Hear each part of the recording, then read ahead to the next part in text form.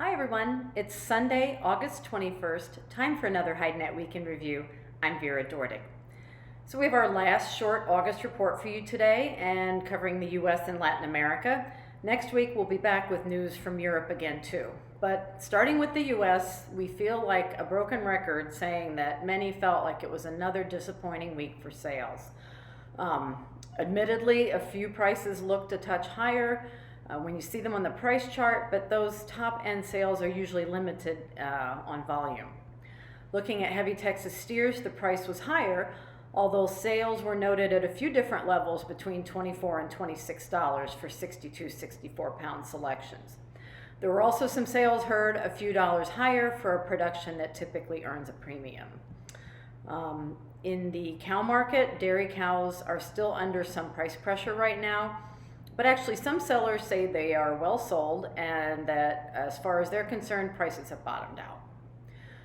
Looking at the export totals for the week, combined sales were 16% higher at 548,800. Combined shipments were also up this week at 629,200, which is actually 14% higher than last week. Slaughter for this week was up by 2% at 661,000. From South America, editor Ronald Guiel reports that raw material prices slipped 9 cents to 1 real and 85 cents per kilo. But more importantly, the reference price of TR1 dropped 2 cents at 87 cents per square foot.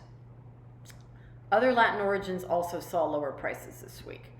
In other news from Brazil, 2 Rio Grande do Sul slaughterhouses have been suspended, and the footwear trade mission to Colombia closes with $1.7 million in deals. And last but not least, Abba Calçados launched a Brazilian footwear internationalization campaign.